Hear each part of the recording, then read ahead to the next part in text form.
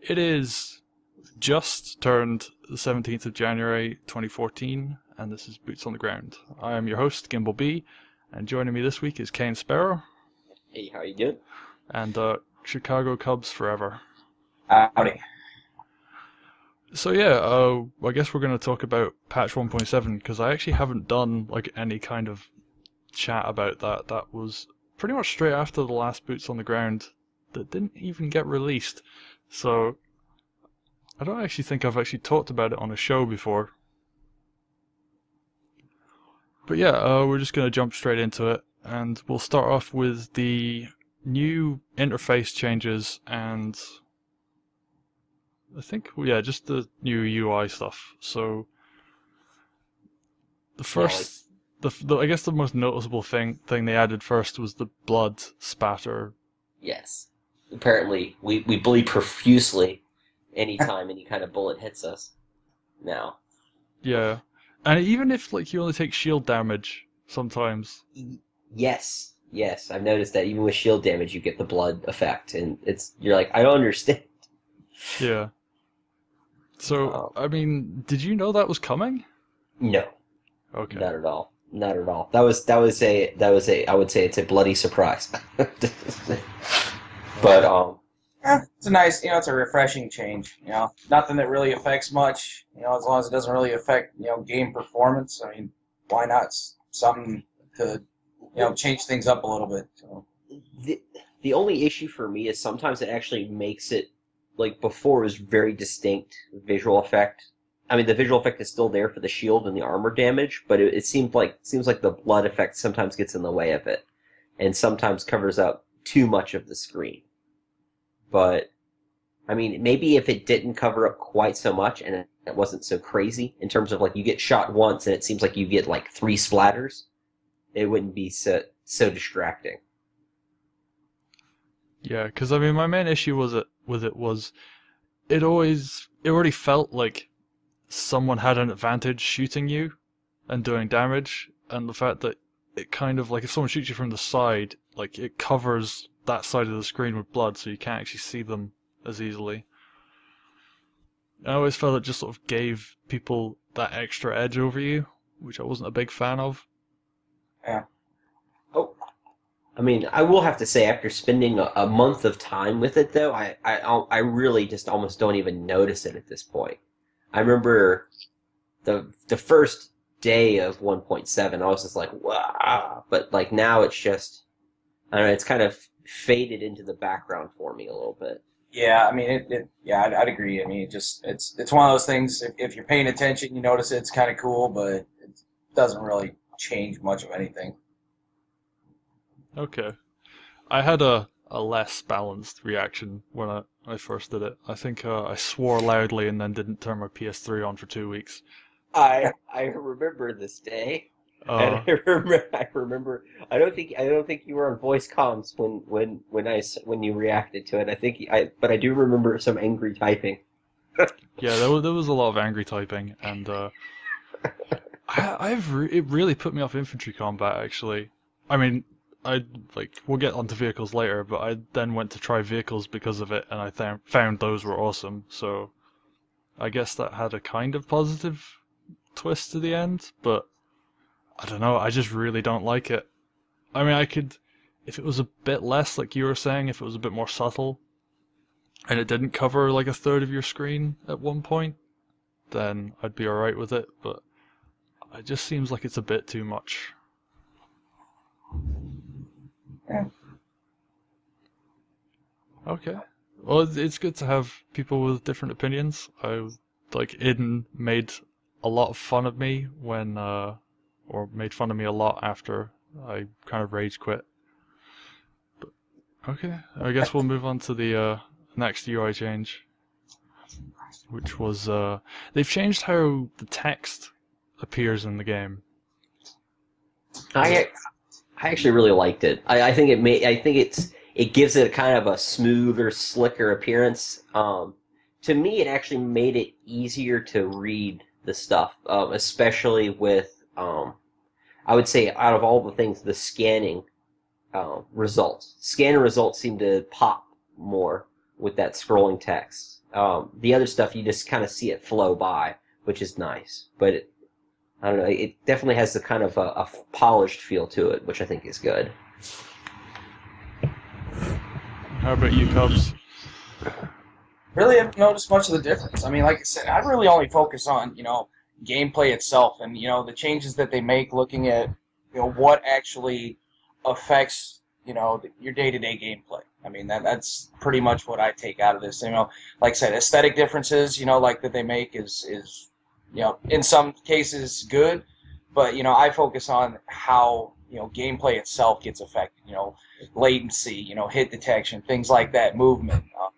So, I mean, it's a welcome change. It's obviously, people are going to have their opinions on it one way or the other, but I really just, me personally, I don't focus on a lot of the UI stuff. Things that make things much easier or are more convenient, more streamlined, I'm always all for, but a lot of the things I just don't see as being, really affecting, how the game is played. So. Okay. For babysit you.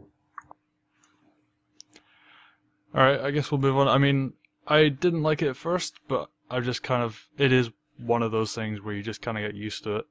Mm-hmm. It's you notice the change, but once the change has occurred, it's again another one of those things you adapt to, and then like it fades into the background kind of deal. Okay, so I guess those were the big UI changes. I don't think there was anything else. Not that I could remember anyway. And according to the change in the patch notes, there hasn't actually been any changes as far as anything else. I mean, hit detection, it used to be like a flash thing, and that was a bit buggy for a while. But that seems to be working now. Well, and they definitely improved hit detection on the whole with 1.7. I would definitely say. Yeah. I was talking more about like the little indicator that came up when you damage someone. Yeah. Sometimes it's like there is no indicator, is what I get the feeling is sometimes, and then sometimes there is. It's it depends on like what the weapon is, I do believe. I think if I remember correctly, splash damage no longer shows a hit indicator, but that may have changed. I'm just trying to think about how it was when it first landed and how it is now. But okay, because I mean, as a mass driver user, like I was very angry with some of these changes when they first dropped. And as a mass driver user, like your projectile's so slow that I'll turn around by the time it lands and hits something. So I was kind of relying on that to actually let me know if I damaged someone or not. But oh well. You just have to. Is like especially with the mass driver, you don't notice it altering your shot nearly as much anymore. It may be more that I think your traditional mass driver users have realized that it's probably now the most lacking weapon on the battlefield. Unfortunately, it's just it has less of a place now than it used to. There's only a handful of people that I know anymore that can make it an effective weapon that you put in your hands. So I don't notice. I know they used to be quite the annoyance from a non mass driver user's perspective. When you're getting spammed them and the splash damage is altering your shot and the smoke. I think that's definitely helped overall is making less of a the visual effect of the splash. I think is one thing I have noticed that I think has improved overall smoothness of frames in game. Okay, I think that was the last part of the UI changes for this patch.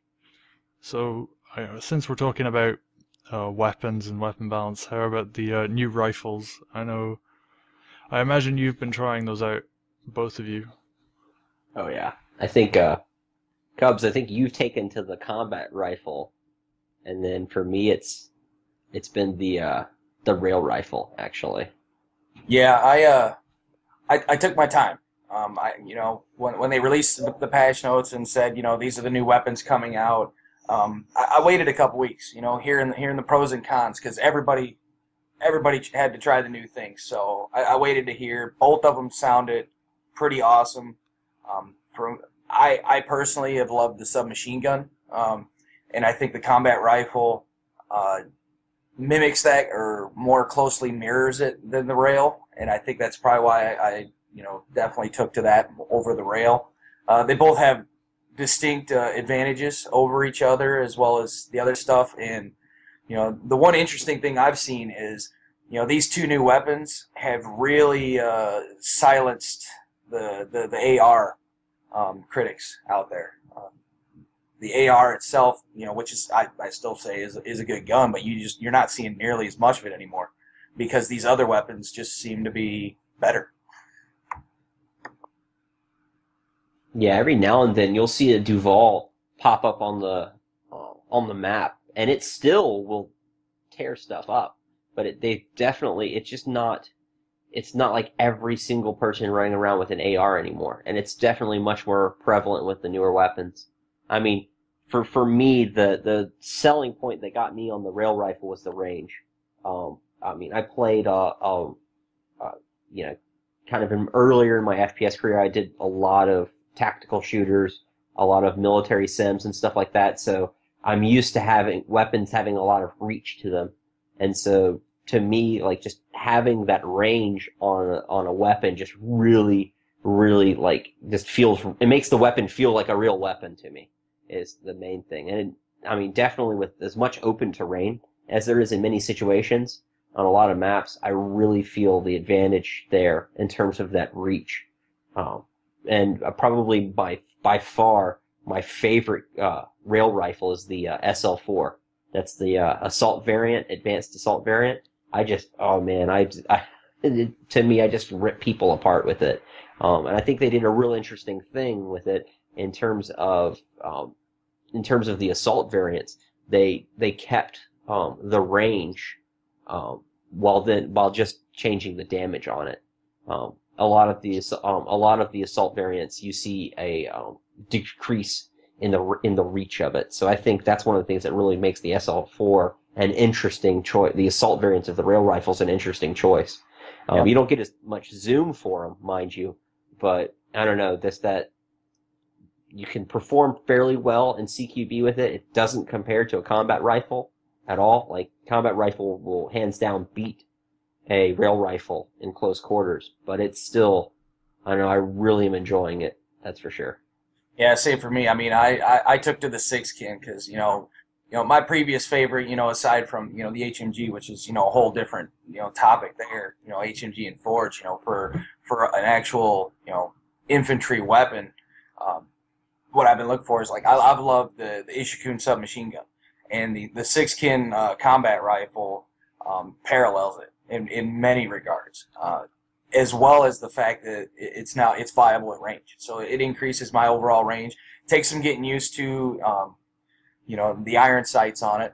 But I know a lot of people that have really they really enjoy the burst variant, the boundless combat rifle. I mean, people can just, especially if you've got really good aim, can just absolutely destroy people at range, and probably I'd say is definitely on the level with the rail rifle range. So. Oh yeah, I mean, I've heard with people placing their shots. I mean, you can take down most any suit if you get 2 well placed burst shots to the head. I mean, that person's probably not going to make it. Yeah, I mean, personally, I've been using the burst variant whenever I'm not in a vehicle, whenever I just run infantry, and it is good, and I do like that I can fight at quite a nice range as well. Actually, Cubs, have you used the burst variant that much at all? Not much. I tried actually when we got those 25 free copies of the Wound Riot combat rifle. That's before I used some of those before I even made my decision one way or the other where I was gonna use up some SP, and I just couldn't. I couldn't get used to the ACOG scope. I was not one of your old TAC AR users back in the day, so the ACOG itself is just it definitely had a feel of some weapons from other games previously, but my play style is definitely up in your face, not at range. So I haven't given it probably nearly as much of a thought as I probably should, because they are definitely really good. It's just I'm basically trying not to change my gameplay while playing with a new weapon and enjoying the new fun that this game's brought with it. So Fair enough. I mean, something a bit weird, and I don't know if this is just unique to mouse users, was I found aim down sights on like the burst variant to have like kind of bad hit detection, whereas if I just used hip fire at even at extreme ranges, I found it to be way more accurate and actually hit more of the time. And I took a wee break to go play some Counter-Strike Go, and came back and started doing like crouch shots, so like crouching and just like hip firing at people from like long ranges, and I don't know, that just seems like really good and accurate and powerful. And I don't know if anyone else has like noticed that, which is why I was curious. My play style, especially the fact that I've been dedicated to the broken HMG for so long. Hip fire was the only way that it was really ever viable up until recently. Or unless you would, squat in a corner and, zoom in on someone, which, in a competitive atmosphere, that's just not wise. With a combat rifle, definitely hip fire. You got to go with the sharpshooter. It makes a significant difference. I've convinced a few people that have been rocking the combat rifle instead of, maxing out their proficiency and getting the damage to really, max out that sharpshooter, which, especially with hip fire, you notice a huge difference. Well worth the million SP to get Sharpshooter 5 on that combat rifle. I've seen it. I've heard the same thing you're saying regarding the burst variant. With the assault variant, it is a monstrous difference. I mean, with Sharpshooter 5, with my 6-kin, I mean, it's an Ishikun submachine gun. A few less bullets, higher rate of fire, damage is comparable, but whether aiming or hip firing, it just melts. It's a lot of fun. Cool. Kane, what's the difference between the assault and the regular rail rifle out of interest? Okay, so I was actually in the process of trying to pull up the stats for it. It's essentially the assault variant has lower damage, a higher rate of fire, but it actually ends up with the same range and the same clip size. Has no charge time either, doesn't it? No, it does. It does have a charge time just like the regular. Okay. Ironically enough, the charge time for me has been a blessing, because with friendly fire, the charge time gives you that split second to go, oh wait, that's not a bad guy, and not mess up and end up downing your own guy. It actually turned into kind of a bit of a side benefit. In front of my stream of bullets. Yes, exactly. Yeah, exactly. Yeah, I mean, I've seen, like I said, I got several guys that we play with that they swear by that rail rifle now, and I've seen them put up numbers that that I'm a believer. I tried it. I tried it on an alt. Took it up. Just play with it one night, and I did that with both that and the combat rifle before ultimately deciding. And I ended up not wanting to change the feel of shooting a weapon so much, and the combat rifle definitely has much more similarities to what I'm used to with the submachine gun than the rail rifle. So if I had been if I ever experimented with the scrambler rifle, I'd probably think a lot different, because I see a lot of similarities between the scrambler and the rail rifle in their performance. Actually, speaking of the scrambler rifle, I've noticed there's a huge resurgence of people actually picking that weapon up. They changed the range on it, I think. Did they give it a longer optimal? They actually went through and I think retooled all of the ranges. And I think they actually increased the range for all of the rifles across the board, including the assault rifle. Okay. But so it's definitely, it definitely has more reach than it used to, than it did previously in 1.6. And that's to me, that's one of the cool things about where all the rifles are right now. I think if anything's underperforming, maybe the regular AR, but at the same time, I don't know, I've seen people perform really well with it. It's definitely a shorter range, And I just think the maps lend themselves to longer range weapons, in all honesty.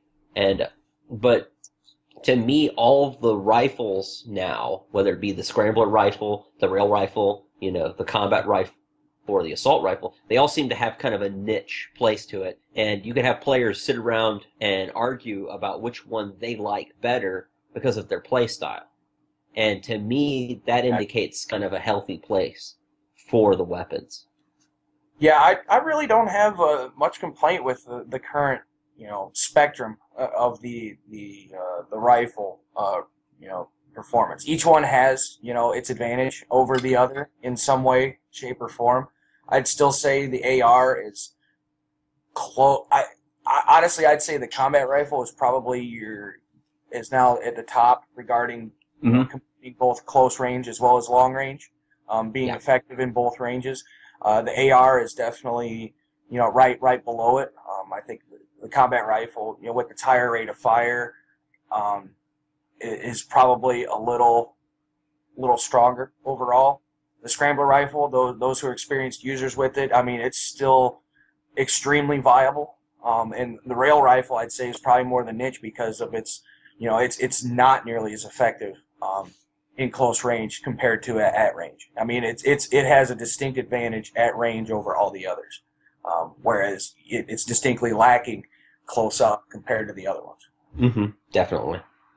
I mean, that charge time, it's a very small charge time, but it's enough to where if you get in a bad situation, that can be the difference between you putting someone down and someone putting you down.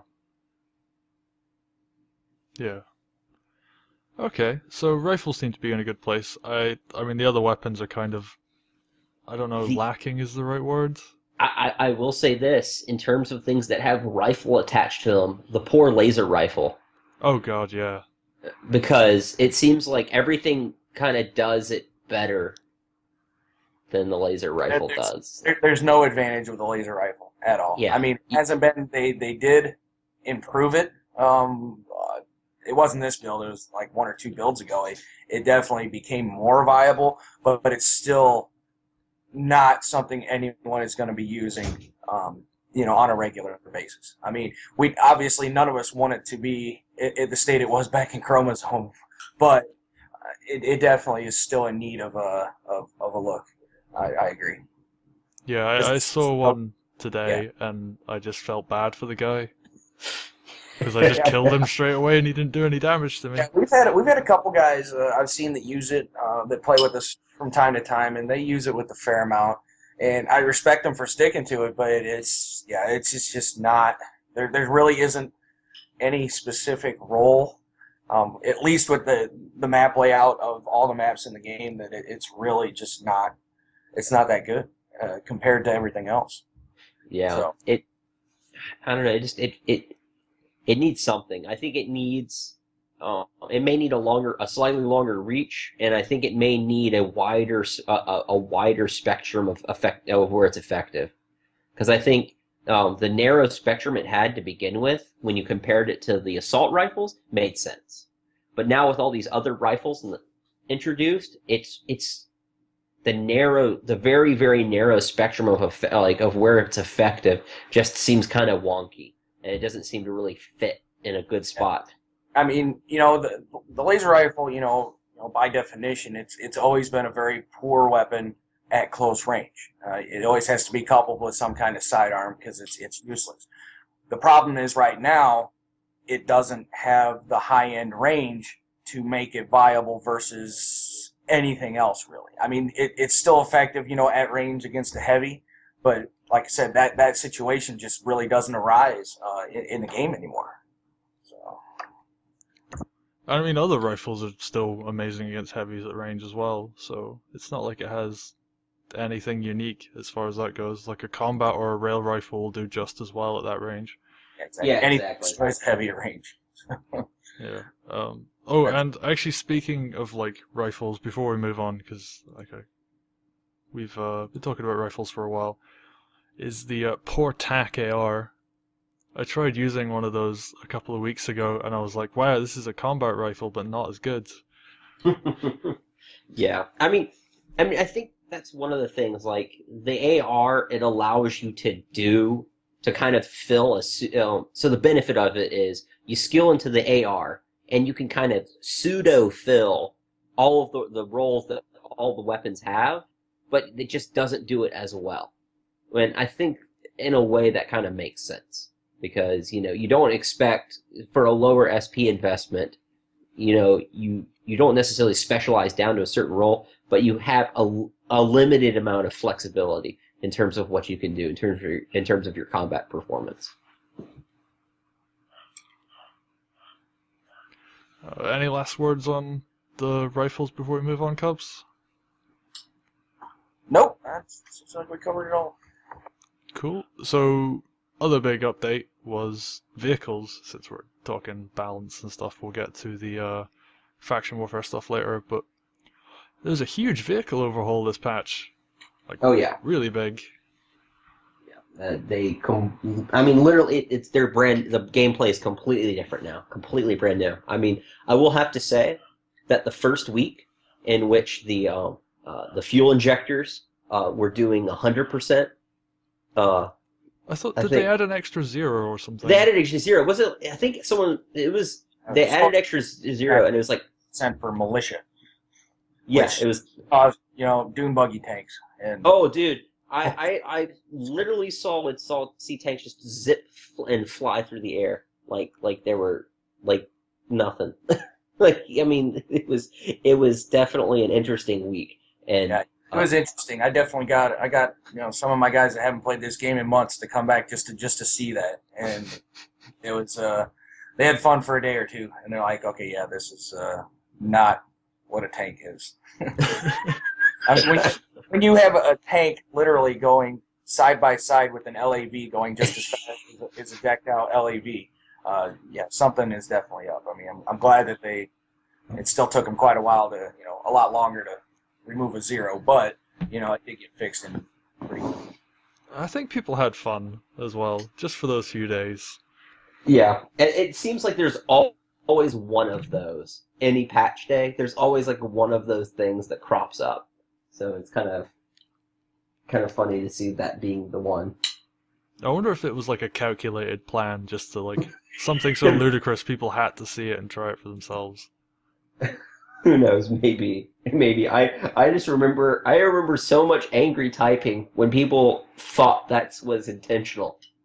Like thought that's how it was supposed to work. They were just some of the reaction. I think I remember some of Denny's Denny Fleetfoot's typing out, like just talking about flying HAVs.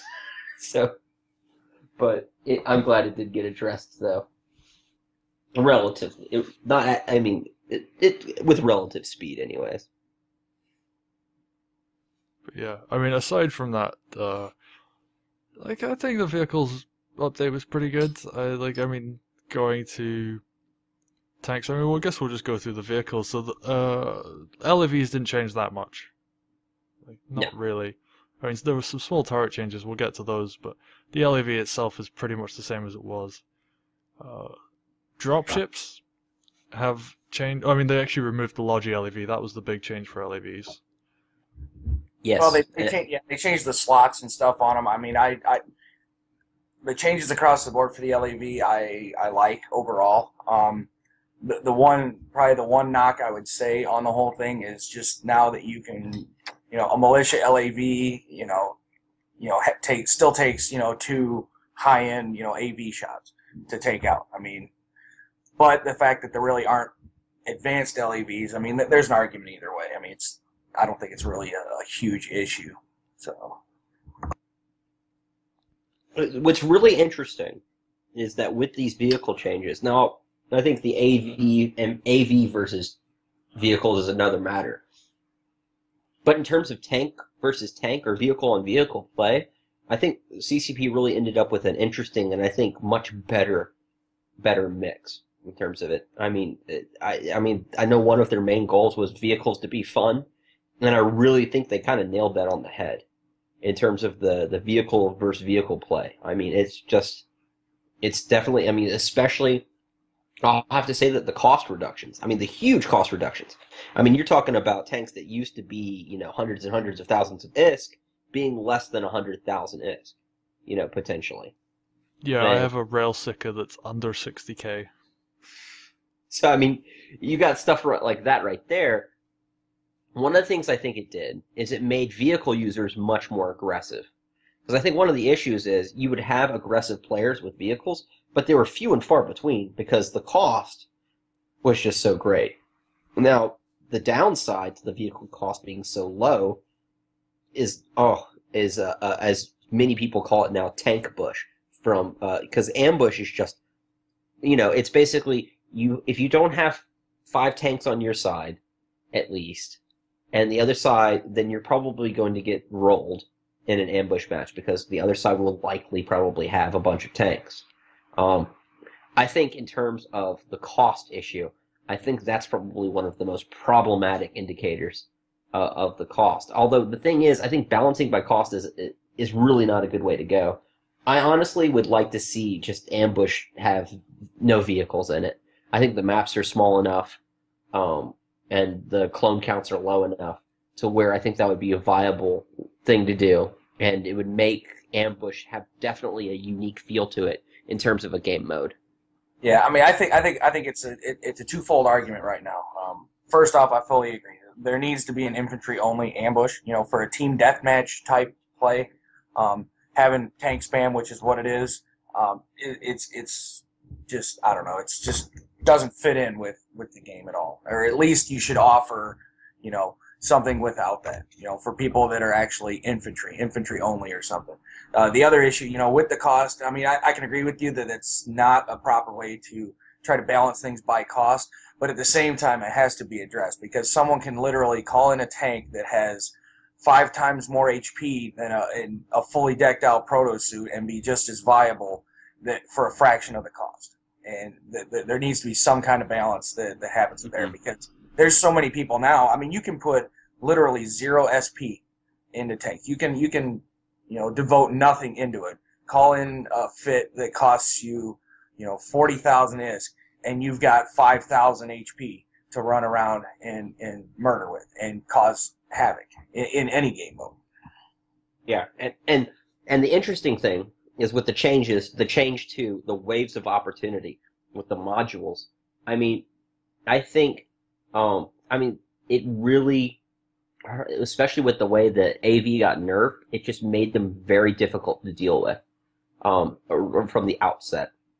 I think a lot of that has to do with it's just being a completely different way of approaching anti-vehicle play. I think oftentimes, and infantry are they're more useful in terms of scaring off a vehicle than they are for actually killing it. The problem is there's no rewards for scaring off a tank, so it just ends with a whole bunch of player frustration. I think, I don't know, I think the swarm launcher may have got nerfed a little bit too much. I think walking up the lock-on range a bit, maybe even increasing the missile travel time somewhat, would definitely, I think, would be reasonable. I mean, in AV nades, I think they ruined them. But, I mean, I think the AV nades, I'll just jump in here. The problem is the proto ones are still really good, but it's just like the standard ones. Like I could see the difference. Like someone throws standard AV nades at me, I just don't care. Someone throws proto ones at me, like that's a serious threat, and I have to actually react to that. Yeah. I mean, to me, it seems like they practically tier-sided the vehicles. I mean, you can call in a militia tank, and this actually kind of alludes to it's a double-edged sword. It's problematic because somebody can put no SP into something and still come out with something that's super effective. But at the same time, it seems like the best counter to tanks is other tanks. And the fact that you can call in those militia vehicles that have almost no SP and have them actually be effective on the battlefield, kind of, to me, plays into a pretty good balancing scenario. The problem is how good I think the militia vehicles are from an anti-infantry role. Because I think Cubs is right. You can call in, your tank with 5,000 HP and just start going to town. And not only do you have 5,000 HP, you have modules that give you huge resist for limited amounts of time, and vehicles also have natural resistance to infantry weapons. One idea that I heard getting kicked around was, I think it was back in, I can't remember what build it was, but one of the builds, whether it was, I think it was the build before, actually a little bit before E3, it used to be that infantry weapons would almost do, if they didn't do full damage, they did almost full damage to vehicles. Which, the problem is, then you get some weirdness with, like, charged sniper rifles and all that kind of stuff. Yeah, those are basically forge guns, almost. Yeah, exactly. You end up with some oddities there. But, I mean, I don't know, I think what they need to do is they need to make it where if you get really close to infantry, you should be in absolute peril with vehicles. I wouldn't mind seeing AV nades become something that's very, very, very short range, but has a lot of punch to it. So basically, it's either a scout that's chasing you down, or somebody. Basically, if somebody tries to roll right up on your infantry, then the infantry have a way to respond. That's to lethal effect. And that's what what we're not really seeing right now is, I mean, you're saying that, the proto AV nades, you still are saying are viable. From what I've seen, I mean, you're better off just having someone on AV, because all it does is kind of, I don't know, it's almost like you're just tickling them, even with the high-end ones. I guess. I mean, they obviously need to do more with them. Like, AV in general, I think. If someone, like, we'll take swarm launchers for example. If someone fires standard swarms at my tank, I don't care. And that's, like, the other issue. I think it's just the low-end AV stuff that's just a problem. Yeah. And I think they should fix that first before looking at the proto stuff. I think what you're seeing is, you're basically seeing how Tiericide, in a way, maybe not in a perfect way, has been somewhat done with vehicles.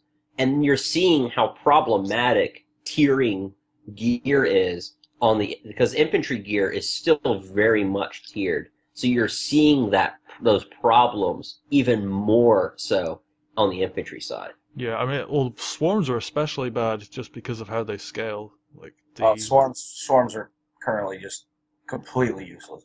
Oh, like if someone hits me with pro swarms with complex damage mods, that hurts. But yeah, like unless they're doing that, like I don't really care. Like if they do that and there's a forge gunner, then it works well. But yeah, it's just with the extreme range nerf that they have. I mean, swarms can't even lock on to most things anymore. And when you're running, once you're in range, well, now you're dealing with infantry. I mean, it just the big advantage of having someone that's dedicated to AV is like a swarm or a forger is the ability to put the hurt on vehicles at distance. There's CQC against something that's 5,000 HP or whatnot is just not a good idea. Yeah, I mean, I think because you think about it, I'm not sure if this is true or not, but I think someone mentioned that they actually slowed the travel time of the missiles. But yeah, I mean, if that's the case, then you have missile time that's been slowed. You have number of missiles been reduced. Each missile does less damage, and you have the range has been reduced too. I think it's an issue of changing far too many things at once in terms of the swarm. Now, I don't think CCP has to go crazy and put it right back to where it was before, but I think they need to balance it kind of towards the way it's rolled now, where it's closer in. Although I really think that it needs at least 200 meters range. I really do. In terms of, because especially with the speed of vehicles, that's one thing. I mean, even without the fuel injectors, that's one thing we really didn't touch on, is that the vehicles are so much faster and so much more maneuverable. I mean, you'll see a tank will be there, and the window of opportunity for the infantry to actually execute attack is just so very small now. Mm-hmm. Yeah. I mean, like, I can see why they nerfed the range on swarms, because there was actually a PC match where Cubs was playing, and I took out, it was on the map with the bridge, that 3-point and then there's the large socket next to it. Mm-hmm. I can't remember what that map is called, but I was killing a tank from across the map, and like he just couldn't really do anything, and it was kind of ridiculous. So I can see why they would cut that down a bit. Yeah. But like 500 and something to 200 and something was a bit too much. Yeah. Even as a tanker, like swarms just need that extra range. Yeah, it's just. I think one of the things though is with all of these range reductions we've seen now, it's kind of showing that. I think one of the things that's problematic with the vehicles though is the absolute extreme range that the rail cannons have now, the large rail turrets. I mean, you see it being a problem with the dropships. I mean, right now, I mean, honestly, the hard counter for a dropship is a large rail turret, hands down. And I mean, I think honestly, I mean, some people are saying I think they were thinking the damage needs to be reduced too, but I think part of the problem is somebody just sits really far back from the fight with a rail tank, and they throw on all those damage mods. So they may not be the toughest kid on the block, but the fact of the matter is they're so far removed from the engagement, that's really not as big of a deal. I could see them changing the range on the large rail turrets, and that actually, because I really feel in many cases the battle there doesn't need to be such large outliers in terms of the range. They really need to have that kind of brought into the engagement envelope of the rest of the combat on the field. As a rail tanker, I'd like to jump in. I guess range is a bit of a problem. I mean, I feel like there's more problems.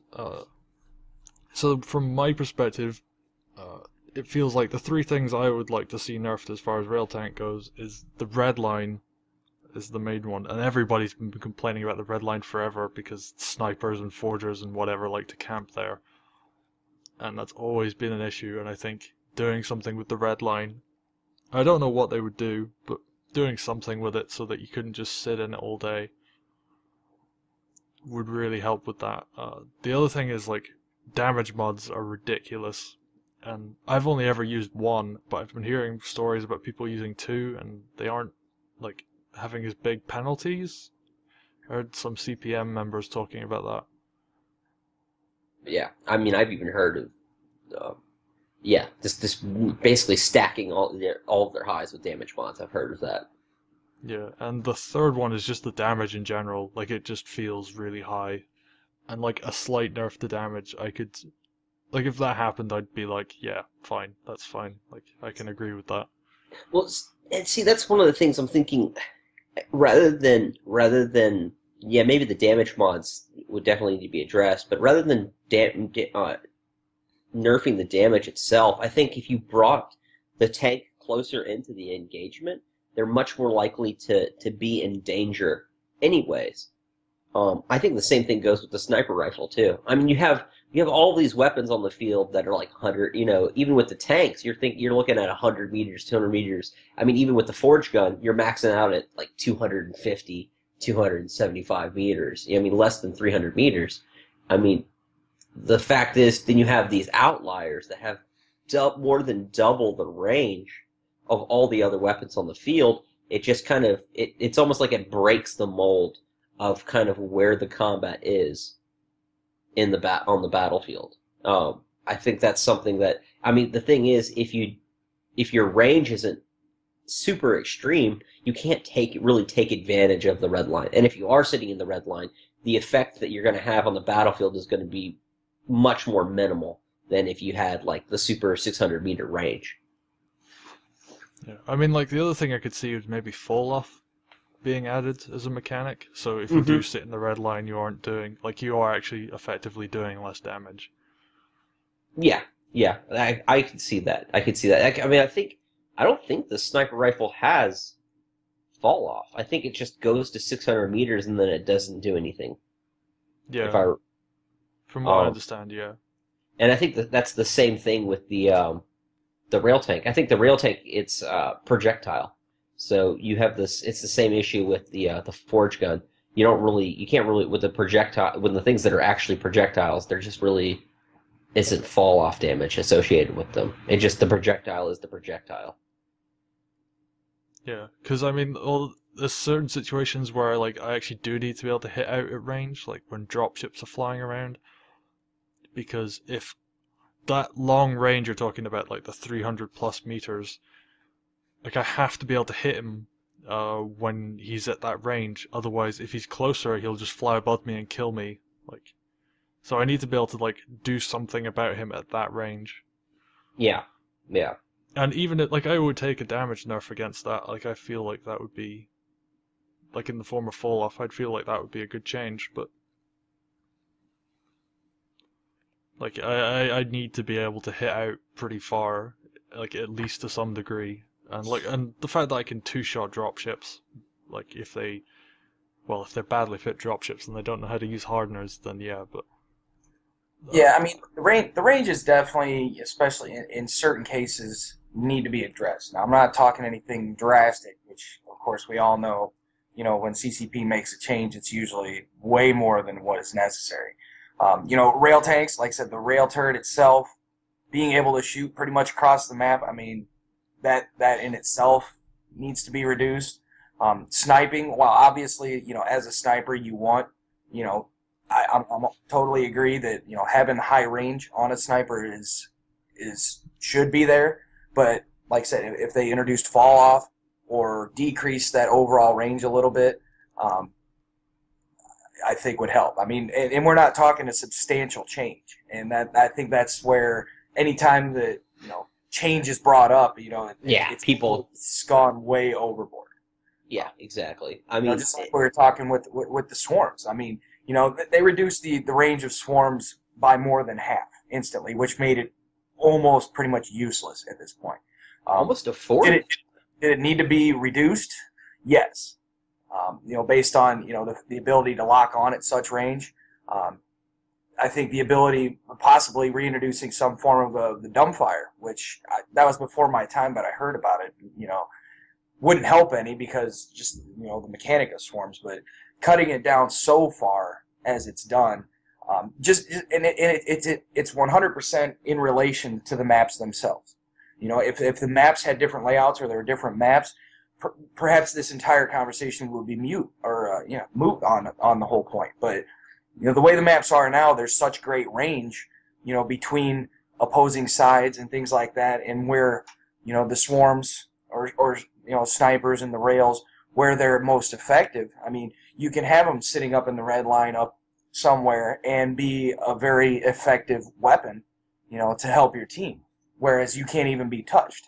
And that's the one issue I think that kind of is universal regarding all of the range. okay. I mean, you just gave me an idea for what they could do with swarms as far as lock-on time goes, to maybe balance that. Maybe something like if you're closer, you lock on faster. Oh. Yeah, because like it's almost like the signature is stronger. Yeah. So it locks on. Nah, that's actually kind of an interesting idea. I'm wondering how hard that would be to do, because that would mean like you could attack them from quite a long way away, but you wouldn't do. Like your rate of fire would be decreased significantly. Well, yeah, and thus your DPS is decreased significantly. Yeah. And it would mean that if you got a tank right on top of you, you can just like lock on pretty much instantly and just fire. Yeah, so basically, yeah, it makes that. I mean, one other thing though, I think the AV orphan child is the plasma cannon for sure. Oh yeah. I mean, honestly, I was talking with some people on the vehicle discussion on Skype, and the plasma cannons came up. I mean, I really think that you could almost push its damage to breach forge gun amount. Because, I mean, the thing is, it's way more of a skill shot than a breach forge gun is. I mean, granted, the breach forge gun has the inordinately long charge time, and you're rooted to the ground minus the hopping that you could do. But it just seems to me like it should, because of how much is involved in terms of, it's a single shot weapon. It's got a charge up time, albeit shorter than a forge or anything like that. I mean, it's got a long travel time. It's got an arc to it. I mean, it screams, I need to do more direct damage. Yeah. I mean, and to me, it seems like that would make sense because that whole if you get close to infantry, you're putting yourself in perilous danger. I mean, I think the plasma cannon could definitely fit kind of into that mindset because with the travel time and all that stuff, if you're really close, a lot of those factors kind of fall to the wayside. Yeah, there's so much untapped potential that they could really make that plasma cannon useful in some sense. I mean, right now it's a pure novelty weapon. In theory, I think the idea behind it is 100% viable, but it just in game, the actual what we see it's nowhere near anything really. Well, I mean, you run around, you see someone with a plasma cannon. If you get a kill with it, it's a small victory for you right there. So. Well, yeah, and it's the weapon that if you die to it, you feel bad. Like, you feel like you've done something horribly wrong in that game if you die to a plasma cannon. Yeah. I don't know. Like, I'd just like to jump in. I heard they were thinking about increasing the projectile speed, but apparently it was too good against infantry because it just instantly gibbs anybody it hits. See, and that's one of those critical things. Like, I think the arc and all that stuff is in a good spot. It's difficult to hit infantry, right? And that's absolutely true. If you increase that projectile speed, it then becomes like, boom, you're already, and that's the thing, the direct damage is already going to nuke pretty much any infantry on the field anyways. So, if you just leave it as it is in terms of its travel time and the arc of it and all that stuff, and increase the direct damage, you're not really doing anything to hurt the infantry side of it. Because, the infantry's already dying anyways if they get hit by it. So you're just making them die more. So you're not really putting that out of balance, I don't think. But it's something that I think that could help infantry have a tool that's a skill shot weapon against vehicles.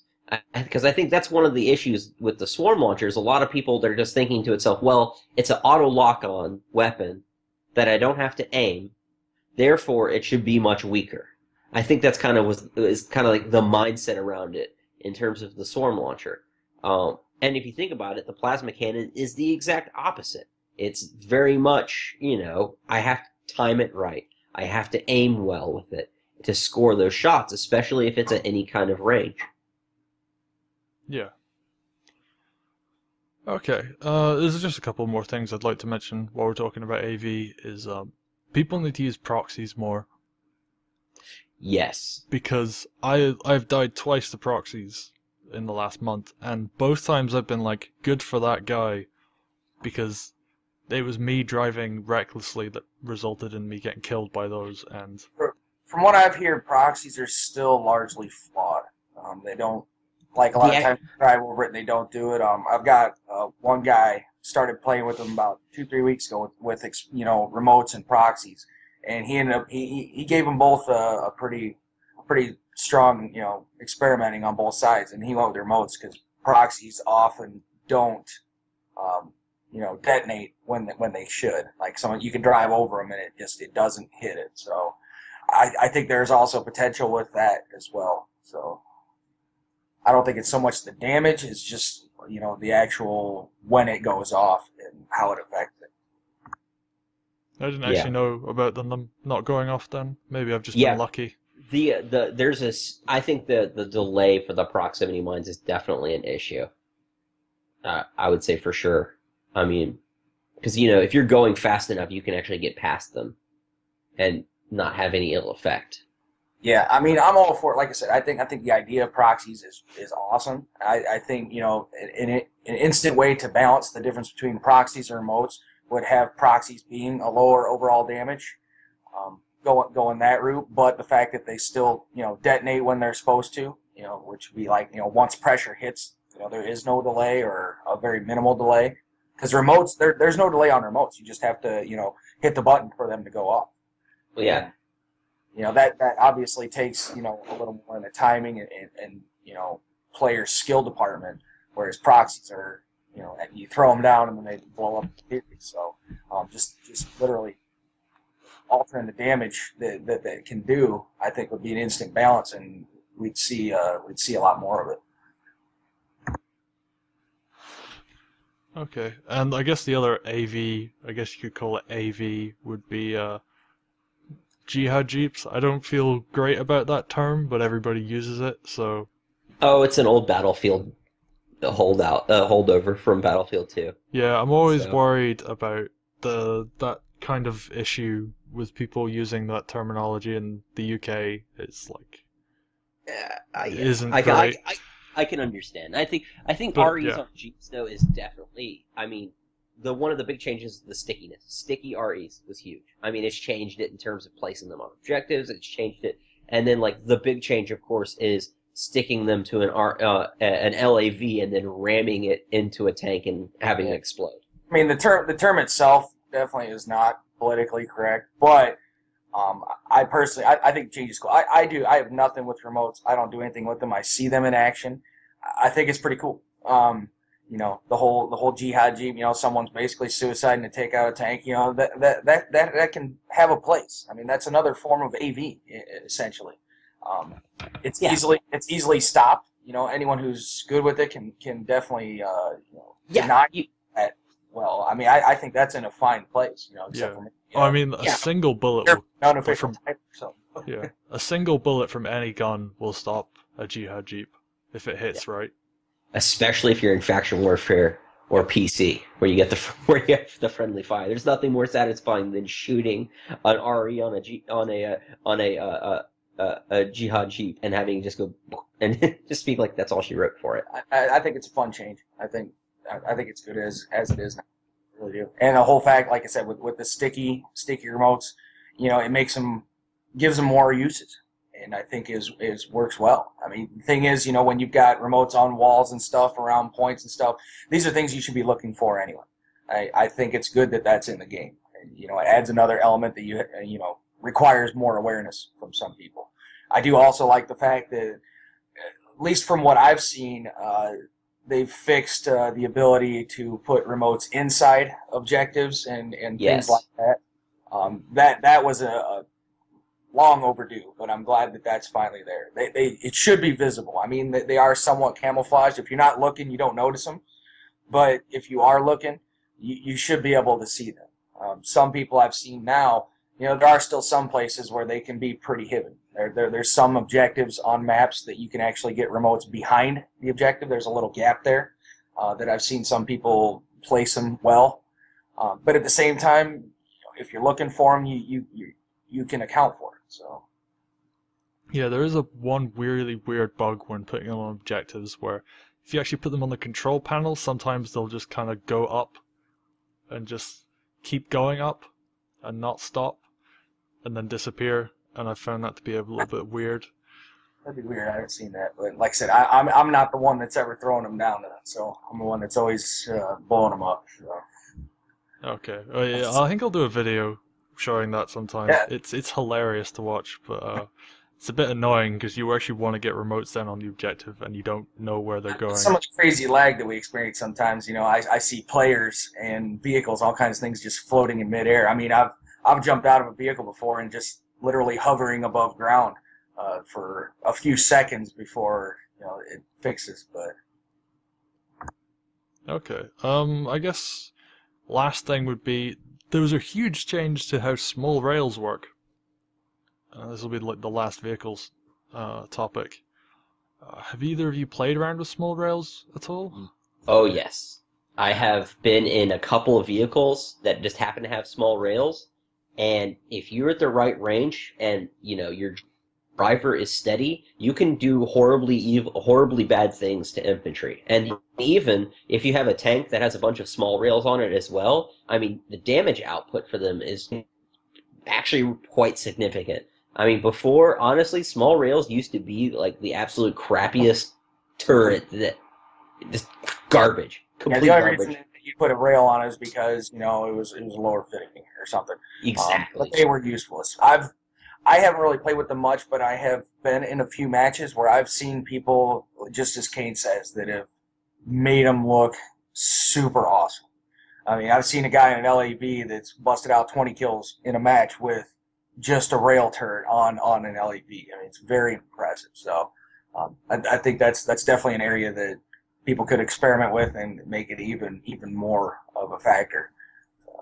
Definitely. I would love to see a pack of LAVs in a match one time. Just go and kill all the tanks. Yes. I'd just love to see that because they do so much damage.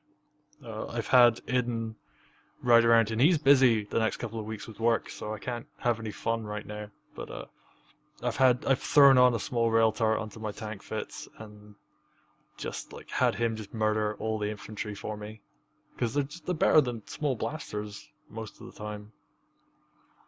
I mean, like they have ammo issues, but yeah. aside Other from than that.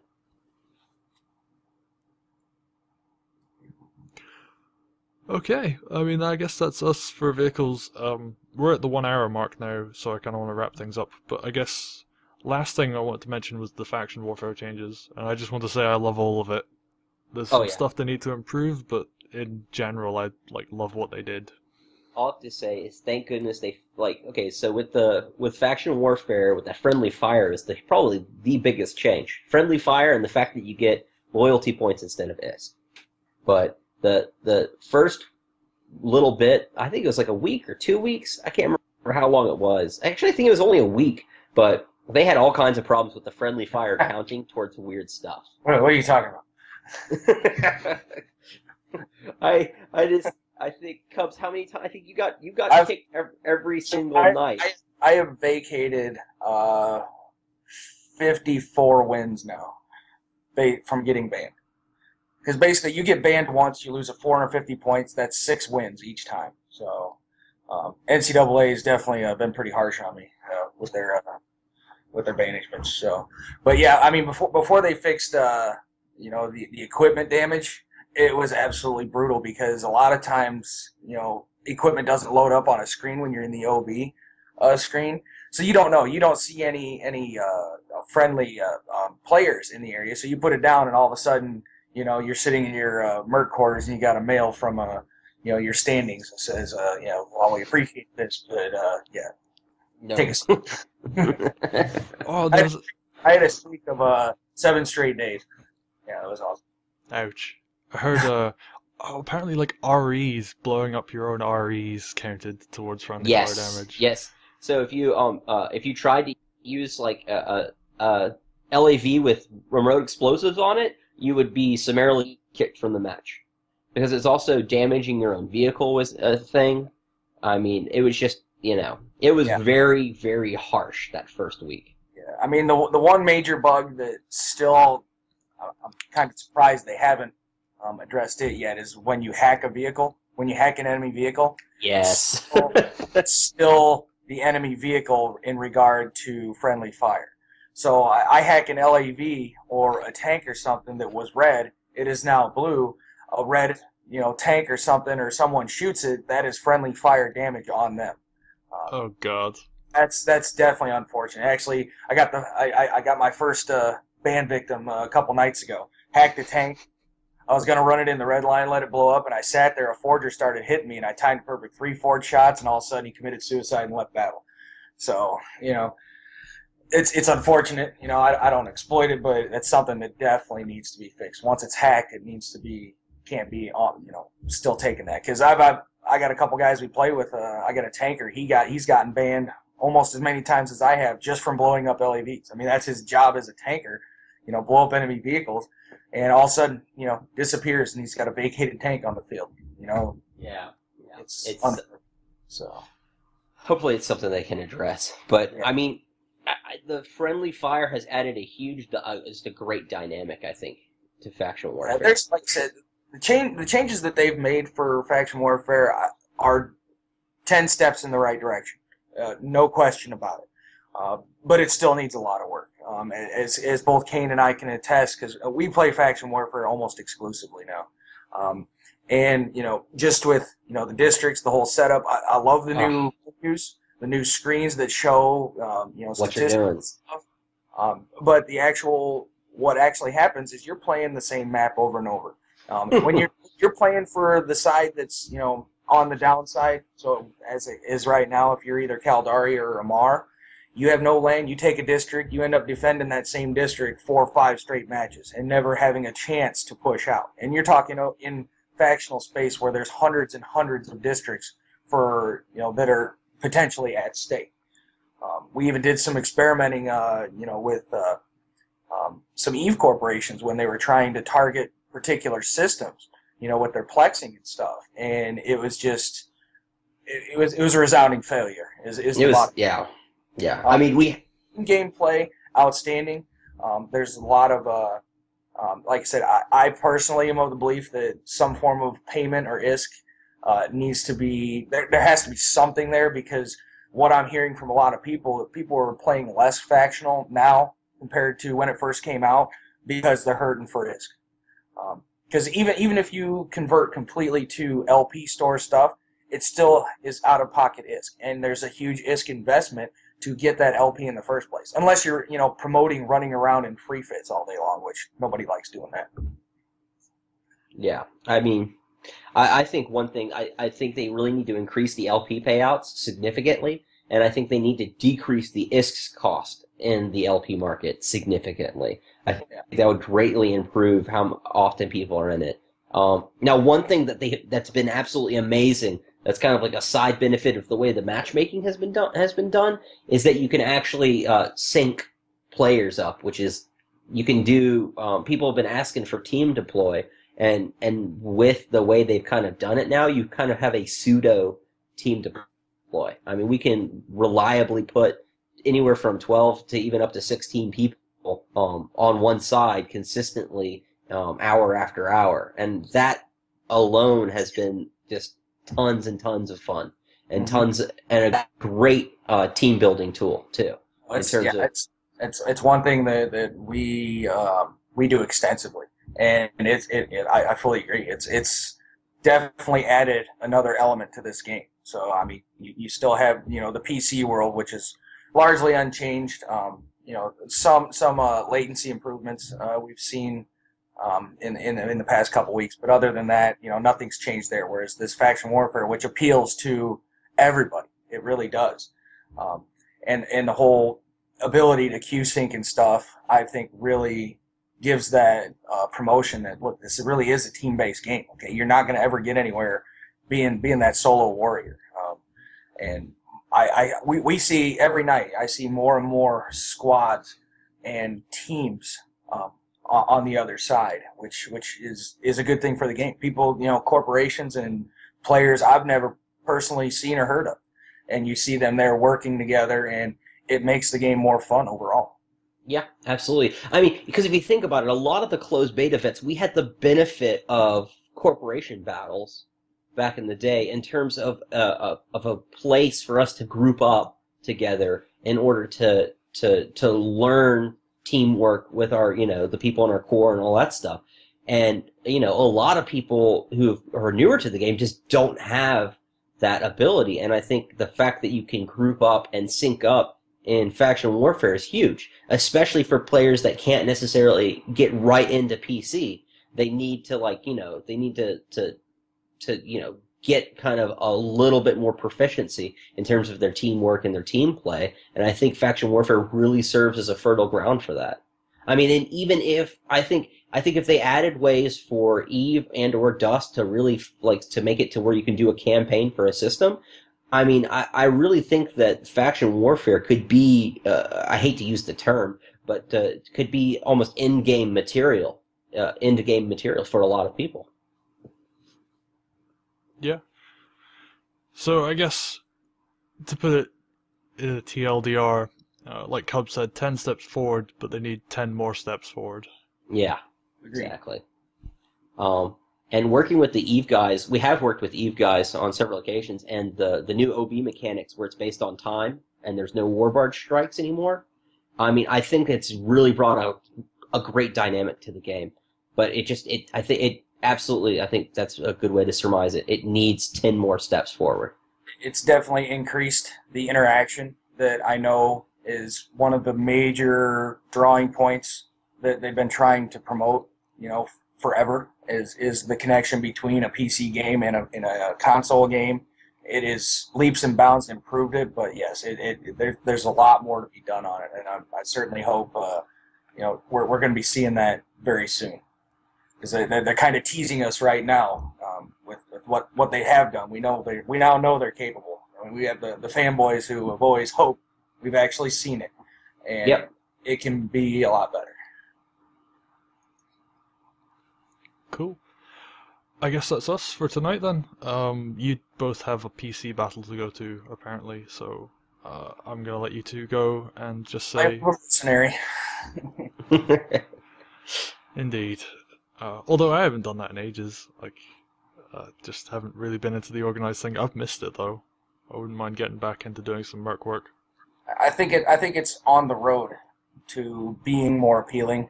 There's still the same concerns that have been voiced over and over,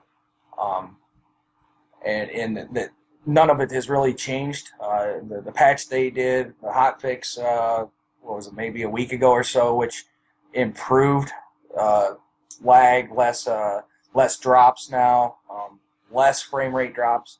It's still not where it needs to be or should have been from day one.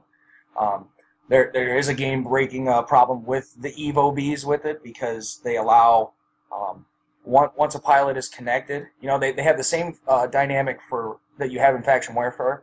An OB every 3 minutes if you're connected, which I think is cool. I'm fully for that. The problem is, once you're connected, a PC match gives you a 10-minute war barge. So you get a 10-minute pregame. That timer for the OB starts during that pregame. So what you're seeing in PC now is the team that has that pilot connected, they have an orbital at the very beginning of the match. As you're spawning in, they drop an orbital on your spawn point, which is just a huge one-sided advantage for someone. That it's makes it for a complete unfair experience. On top of everything else that they've been working on. I'll give them that, but that right there needs to go. I mean, start the timer when the match actually starts, and I think that would solve so many of the new issues that have arisen. Yeah, that sounds pretty bad, actually. Even by, EVE exploit standards, that sounds... you couldn't call in vehicles or anything, you just get killed. The first few days, 1.7 in PC, that's exactly what you were seeing. A lot of corporations definitely have been planning for, that EVE connection becoming much more of a necessity rather than a luxury, as it's been up to this point. But like I said, from day one and all the way up to right now, the team that has it, they got that. You've already got everybody established. You already have everything hacked before the other team ever leaves their spawn. And that is just, there is no fair gameplay in that at all. So hopefully that gets addressed sooner, like now or yesterday. Because, me personally, most people know that, I've made quite a name for myself in the PC world. And I have very minimal interest in PC simply due to that. Who wants to literally spawn into a match and die at the beginning of a match before anything is hacked? You got the lady on the comm saying, capture null cannons, and all of a sudden there's an orbital and you're dead. What fun in any kind of game is that? Yeah. To me, I see I see kind of it both ways though. The thing is, if somebody's sitting there for 3 minutes before the match starts, they're still vulnerable. The EVE side person is still vulnerable to other EVE players coming in and ruining their day. But at the same time, the start of a match is so critical for how the rest of a match goes, that having that impacted, it's super powerful. It's so the 3 minutes that you have to wait before a match even starts, it seems the power that you get from that first orbital is almost greater than what you normally would get in the rest of a match. There are ways that you can mitigate it in terms of the way you spawn and kind of some actions that you can take. But at the same time, all of those actions that you take to mitigate it also affect how your game starts. So, to me, it's very to me, I'm very much borderline on the fence about it. I can understand. I can absolutely understand how it's making it unfair, and at the same time, I wonder if the solution to it is not just. It's like if you're in PC, make sure you have Eve players to clear the field before your match starts. But I don't know. To me that's that's when it gets into these really, really critical questions that have to be very thoughtfully addressed and looked at. Because at the end of the day, the first-person shooter aspect of the game has to happen. You can't have it be completely overruled. Like the extreme example is if Eve players were able to shoot at will, and you just had like 100 ships show up and just carpet bomb the entire area, well, that really wouldn't make for a good FPS experience. So I think this is one of those issues that is really on the threshold and something that really needs to be carefully thought about and carefully looked at. Okay. Well, on that note, we gone a little bit over the hour, but that's fine. Kane, Cubs, thank you for coming on. Thank It you. was a pleasure. As always. And thanks everybody for listening, and I will see you next week. Cheers.